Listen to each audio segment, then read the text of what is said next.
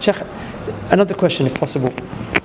A lot of confusion is around Sheikh Muhammed bin Abdulvehhab himself. People have listened to stories about him, what some other people say, whatnot.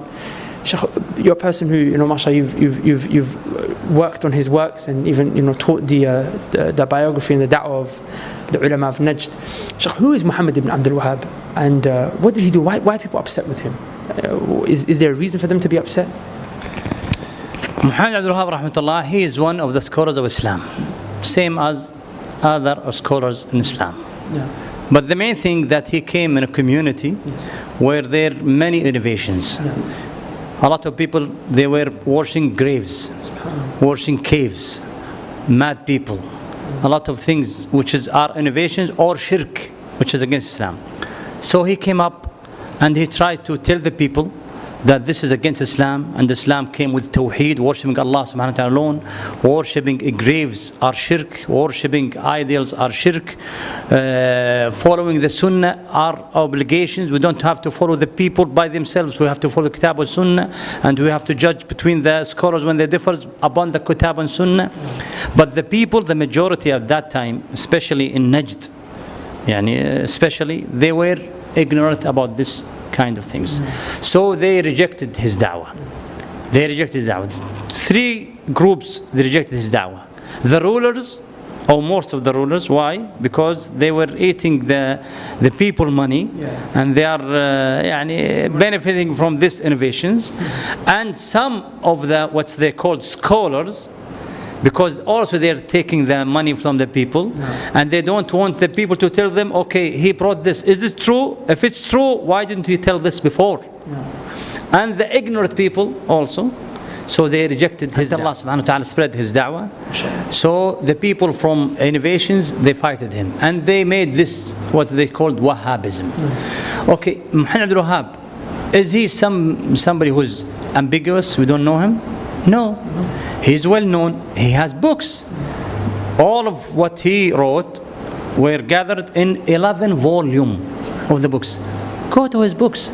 He's not somebody, we don't know what he wrote. What did he say? All what he wrote, all what he said are written.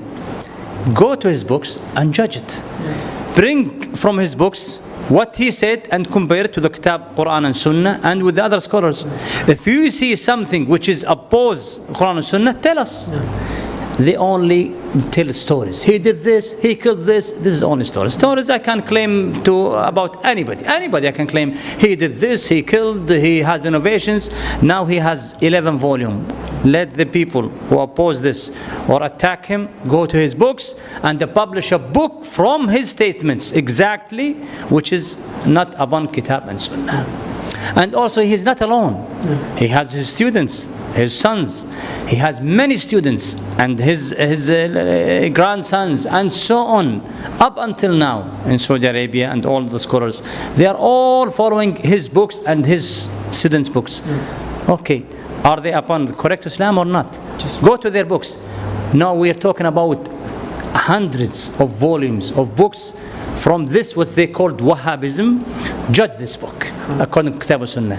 If you are talking about somebody who is ambiguous, we just know his name and some stories. No, he's well known, everything.